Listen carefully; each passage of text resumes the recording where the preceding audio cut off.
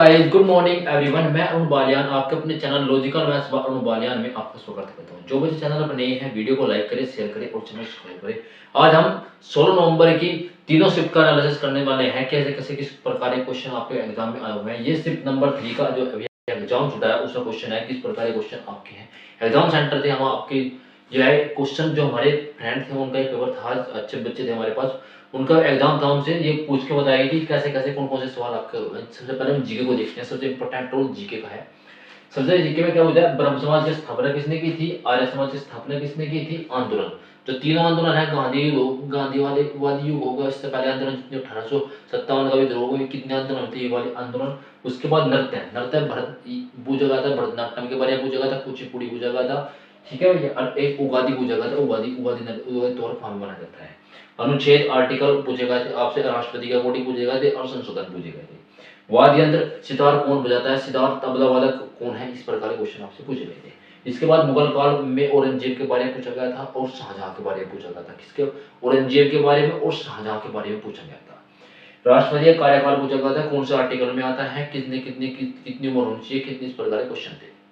उसके बाद है यामी कृष्ण मूर्ति किस किस नृत्य शैली से संबंधित है। जो यामी कृष्ण मूर्ति है वो भरतनाट्यम से संबंधित है। इसके बाद आता है भोजन का योजना, अन्नपूर्णा योजना दी गई थी। अन्नपूर्णा योजना के बारे में आपसे पूछा गया था। इसके बाद आता है जो बैलेंस क्वेश्चन था, पादप जो होते हैं उनके बारे में बताया गया था। इसके बाद प्रसिद्ध जगह, कोई जगह दे रखी, तल्लुवेली कुछ ऐसे था, तिरुनेलवेली का कुछ जगह थी, उसके बारे में बताना था। और एक बुक आई थी और एक डे के बारे में पूछा गया था। ये जो है आज की थर्ड शिफ्ट है, जो थर्ड शिफ्ट हमारे पास हुई है 16 तारीख की थर्ड शिफ्ट, 16 की थर्ड शिफ्ट का जो एग्जाम रिव्यू है ये आपके पास जीके का, ठीक है भाई। जीके का एग्जाम रिव्यू है हमारे पास।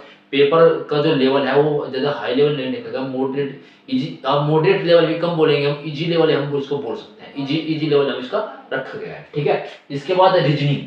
देखो रीजनिंग का जो मेन इंपोर्टेंट रोल है, रीजनिंग में क्या इंपोर्टेंट है हमारे पास, देखो डाइस के क्वेश्चन 5 से 6 क्वेश्चन डाइस के आ रहे हैं।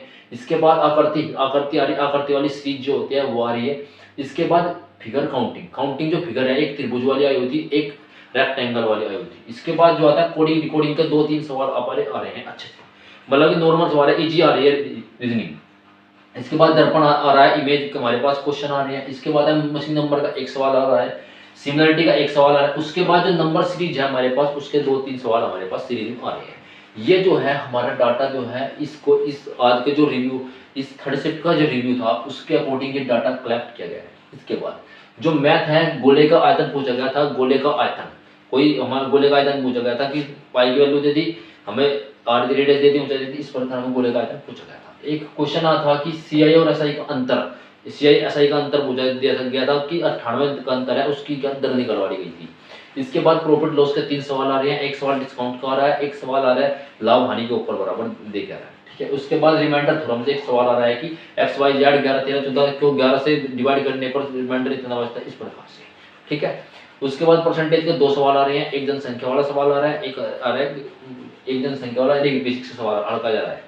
उसके बाद टाइम एंड वर्क का एक बहुत ही अच्छा सवाल आ रहा है, ए इतने दिन में कर सकता है, बी इतने दिन में करता है, अच्छा सवाल है, ठीक है। टाइम डिस्टेंस का 2 ट्रेन के बीच की दूरी 240 किलोमीटर, इस प्रकार है। एक ट्रेन 8 बजे चलती है, इस प्रकार के हल्के क्वेश्चन आ रहे, ज्यादा है नहीं, ठीक है। उसके बाद शंकु का आयतन पूछा गया था आज की वाली शिफ्ट में। पार्टनरशिप का एक सवाल है आपके पास, रेशो का एक सवाल है, एलसीएम और एचसीएफ का आपके पास एक सवाल आया हुआ है, ठीक है। बहुत एलसीएम क्या सवाल था, एलसीएम दे रखा था, एचसीएफ दे रखा था, एक संख्या हमारे पास दे रखी थी, दूसरी संख्या बतानी थी, ठीक है बच्चों। इसके बाद कंप्यूटर में आ जाओ भाई, एमएस वर्ड आपको देख, कंप्यूटर में बस यही 4 आ रहे हैं, इस तरह कुछ नहीं आ रहा है। एमएस वर्ड 365, एमएस एक्सेल के, एमएस एक्सेल दे रखा है, एमएस वर्ड शॉर्टकट की इन दोनों की, और ईमेल और इंटरनेट यही पढ़ लो बस, इससे अलग कुछ नहीं आ रहा। 10 के 10 क्वेश्चन इनसे ही आ रहे हैं भाई साहब, 10 के 10 जो क्वेश्चन है इनसे आ रहे हैं, इससे अलग कुछ भी नहीं आ रहा है आपका, ठीक है। ये आज का रिव्यू था, ठीक है। अच्छे तरीके से मैंने आपको बताया कौन कौन से क्वेश्चन आपके एग्जाम में आए हुए थे। इसके बाद हम एनालाइज करें कि आज का पेपर तीनों शिफ्ट का कैसा रहा, हल्का रहा, भारी रहा, किस प्रकार तीनों के शिफ्ट का हम एवरेज करेंगे, ठीक है।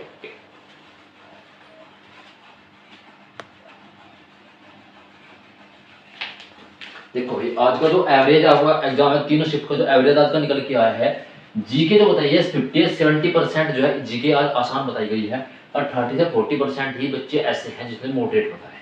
इसके बाद आप मैथ की बात कर लेते हैं, 70 से 80%, 70 से 80% मैथ इजी है, और 20% मैथ ही जो है आपको जो है मॉडरेट दिया गया है।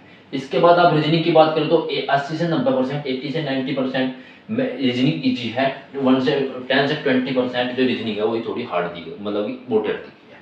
कंप्यूटर की बात करो 50 से 60% इजी है, 40 से 20% जो है मॉडरेट दिया गया है। ये आपका जो है पूरे तीनों शिफ्ट का एनालाइज डाटा है कि किसने कितना कितना एवरेज डाटा दिया है। देखो सबसे जो एवरेज पेपर का लेवल जो है 70 से 80% जो पेपर का जो लेवल है वो इजी बताया गया है। 70 से 80% पेपर का लेवल आज इजी था, तो 10 से 30% जो एग्जाम का लेवल मॉडरेट लेवल है, हार्ड लेवल इसको नहीं बोलेंगे, ठीक है।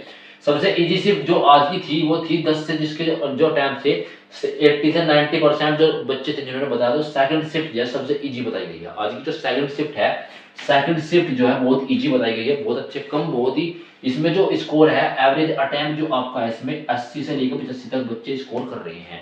मतलब इसको जो एवरेज स्कोर होना चाहिए इतना, मतलब कि इतने अटेम्प्ट कर रहे हैं, अटेम्प्ट के बेसिस पे होंगे। मॉडरेट शिफ्ट जो बताई फर्स्ट और थर्ड शिफ्ट जो है मॉडरेट बताई गई है, ठीक है। तो इसमें 75 से और 80 के बीच, 80 के बीच में आपका जो है स्कोर हो रहा है, मतलब कि इतना बच्चे अटेम्प्ट कर रहे हैं, स्कोर नहीं अटेम्प्ट कर रहे हैं, ठीक है। ये आज का पूरे मैंने आपको पूरी तीनों शिफ्ट का एनालिसिस बताया कि कैसे कैसे आपको पढ़ना है, किस प्रकार जो जो मैंने आपको टॉपिक बताया आपको उन्हें ही पढ़ना है, बाकी आपको कुछ इससे अलग नहीं पढ़ना है, ठीक है भाई। टेंशन नहीं लेना है, बी पॉजिटिव रहना, जिसका आने वाले एग्जाम में एग्जाम है दो टाइम, एक दो दिन में, कल हो या परसों जिनका जब भी एग्जाम है तो अच्छे से रहे, बी पॉजिटिव रहे, ठीक है भाई। अच्छे से खाए, अच्छी नींद ले। तो आज की वीडियो में इतना ही। वीडियो को लाइक करें, शेयर करें, चैनल सब्सक्राइब करें। Thank you so much.